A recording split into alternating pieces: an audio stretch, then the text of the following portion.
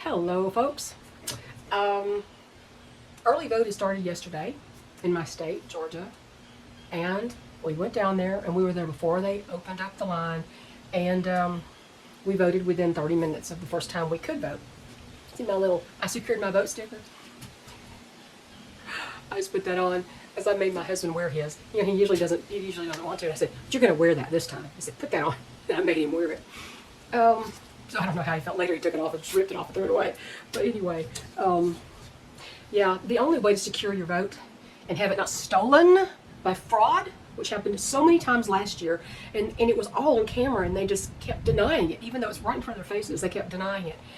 And now a judge in the state has said, even though the duties of the superintendent, the electors and all that, the board, whatever you want to call it, the superintendent's duty is to try to expose fraud and all that kind of stuff, make sure everything is correct. They said, this one judge said, no matter what happens, you have to certify the election. It doesn't matter how much fraud you find, you can report it to the district attorney. Fannie Willis? That fraudster? Yeah, I love that. Let's report it to the other crooks. Yeah, we're going to report the crooks to the other crook, the government crook. But you cannot refuse to certify this election. No, you have to rubber stamp it. It's not really certifying. If you just rubber stamp it, that's what it is. It's rubber stamping, even with the fraud included. If you watch that documentary, 2,000 Mules, which showed a lot of stuff I'd already seen, because everybody has a cell phone. They don't know that nothing's recorded. Now everything is recorded, including people stuffing hundreds of ballots, individually, hundreds of ballots, into drop boxes in the middle of the night. Well, they're not supposed to have hundreds of ballots. They're supposed to have anything but their own ballot. But when you got a person running up the middle of the night and dumping stuff into ballot boxes, you know it's fraud. 2,000 Mules was a great documentary by, I think it's Dinesh D'Souza. And yeah, I would watch that. If you don't believe it, if you think people are so wonderfully stinking honest, good God. And then there's the California law that New Scum says, oh, well, you can't ask people for their ID or you're going to be under penalty of prosecution yourself. It's like, wait a minute, it's federal law. My courthouse has the thing that says, if you are not a United States citizen and cannot prove such, that you cannot vote. You are not allowed to vote. It's federal law and state law. And then you make a law that contradicts the law that's already on the books, and how did they get away with that? How did they get away with that? Boggles the mind. The only way to make sure that your vote is not stolen, and it was stolen last year by a bunch of people who got a bunch of mail-in ballots. They stole them out of people's mailboxes, and they filled them out, and they voted in other people's names.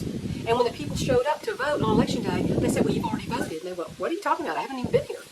I didn't vote. Well, right here it says you voted. They had their vote stolen, and you know it's not this person they probably were going to vote for. And they knew it, especially if they had a Trump sign in their yard. So fraud was rampant last year. And some of the margins were supposedly so close in my state in the election that could have tipped the election. So they're saying, oh, well, yeah, there's fraud. It's not enough to affect the outcome of the election. Yeah, there was enough. And they know it, and they don't care. So this time, it's going to be the same. Oh, you can't ask for ID. You ask for ID if somebody wants to buy a bottle of booze. You ask for ID if you want to buy travel tickets or something. I mean, come on. That's not racist. That's stupid. But we are coming into a time where the government is going to say, you will do this or else. Even though it's your duty not to do it, they're going to say, you will do this. And some stupid biased judge brings down his gavel, and that's the end of that, supposedly. That can't stand. That cannot stand. That's just one man. That cannot stand. He's saying you have to certify the election results no matter what happens, no matter how much fraud, no matter how much whatever. You know what reporting fraud without stopping it is the same thing that happened last time. They reported fraud, nobody stopped it because it was going their way. That's what the fraud was. It was skewed to the Democrat side.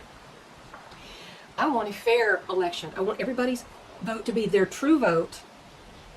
And that's what most of us want. Well, now we've got this new thing. DOD Directive 5420.01, I think is what it is. It has been amended as of last month. It was brought up in 2016, and most of it reads pretty basic, except now they're talking about the military using lethal force against its own citizens. constitutionally, the military is not supposed to operate within its own borders. The National Guard, yes. The military, the actual military, no. And it says, you know, when they're helping out civil law enforcement, that if a situation occurs where there's going to be a confrontation, maybe a violent confrontation, they are authorized to use lethal force against our own citizens on our own soil. Well, it's not just random that this happened last month, that they changed the wording of that directive. It was anticipation of the election, which means they're planning once again to commit massive fraud just to get their way, get their communists in power. And they want to make sure that nobody can say anything, or they'll just shoot you.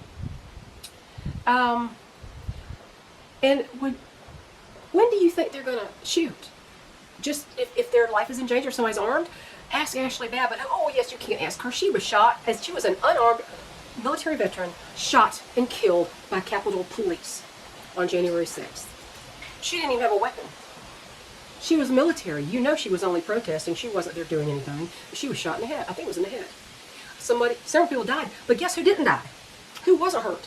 The Capitol Police. Yeah, one guy died of a heart attack the next day. That has nothing to do with anything. He wasn't hit in the head. Nothing. It was from nothing that happened except maybe the stress of the event. You can't charge people for somebody else's stress. It was only our own citizens that were killed that day. But see, under that order, the military could have gone in with the Capitol Police and just sprayed these people with bullets if they wanted to. That's what it sounds like to me. So they say, well, yeah, you're not supposed to do. You have to get authorization. Since when have they ever followed the rules in the last decade? Since when do rules mean anything? When does the Constitution mean anything to these people? It doesn't. In fact, they want it gone because it's stopping them from doing exactly what they want to do.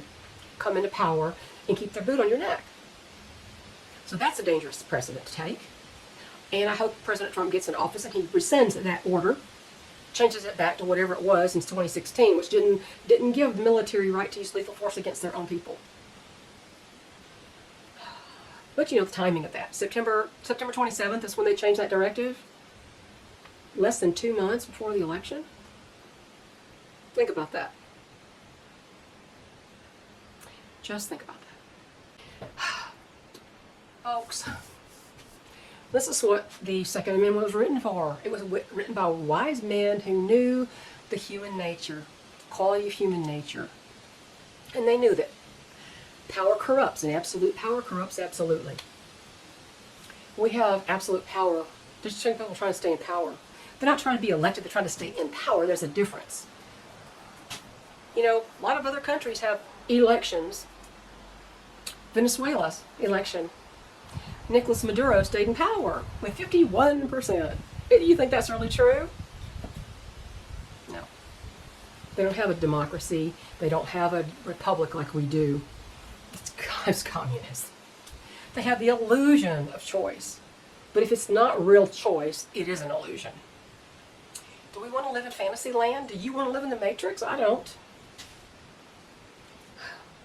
And, you know, of course, President Biden, who was a joke in himself, was talking about how he was saying, "Oh, these people are so cute with a little Second Amendment." He was kind of saying it like that in a way. They think they're going to take their little rifles and combat the military. They'll have to have F-16s. Like, really?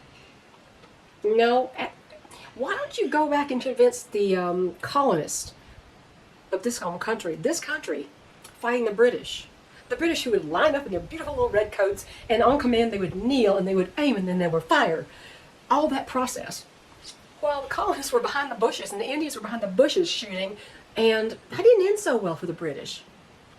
It won't end so well for the military either. If our citizens have to defend themselves against the military. Now, the first thing you should do is be wise as a serpent, as I always say, and appear harmless as a dove. That's not the way the scripture reads it. Wise as serpents, harmless as doves. You don't want to go all lone wolf out there with your guns a-blazing. That's not being wise. You want to be very careful and wise about what you choose to do. And you may have to, you may not want to join a bunch of protests because, you know, this order, if they call it the military, and it was talking about the military, I don't think it's just talking about the National Guard. I don't know for sure. You have to really inspect. You can look it up. DOD 5420.01, I think it is. A lot of people are talking about Guns and Gadgets is talking about it. Somebody else was talking about this morning. It's a very disturbing change to that directive. And in this climate and with this administration in power, you know it isn't good when they make a change like that right before an election. You know what it's for. You know what it's for. They're anticipating another January 6th thing. What they think was an insurrection, but it wasn't. An insurrection is when a people try to take over the government, literally take over the government. That didn't happen. They were voicing their disapproval of the fraud, and they didn't believe the results, and they were protesting, and almost all were unarmed. And yet they treated them like they were armed and out to kill everybody. Oh, and the Capitol Police who was kind of escorting them through the thing. I don't want to talk about January 6th all over again, but I think that this new directive, this amended directive, has to have something to do with the upcoming elections. Now, we're in the middle of election season now. If you have a chance to go early vote in person, do it. Take the time. You have to be allowed to go vote. And somebody said, well, I just don't know if I can go vote early. I have 2 children. I've always had 2 children. I got livestock. I got a cat. I got responsibilities at home. Don't you think you go with a neighbor and she could watch your kids and you could watch her kids while you vote? There's your solution. Excuse me. Sorry. I don't know what's blowing around the wind, but it's got me coughing like crazy. Oh, I think it's ragweed or something. There are solutions. If you want to vote, you can do it. You'll find a way to do it if you want to. I'm sure you'd find a way to go to Starbucks if you wanted. So, that's what I want to say today. And look up that directive, okay? See what you think it says.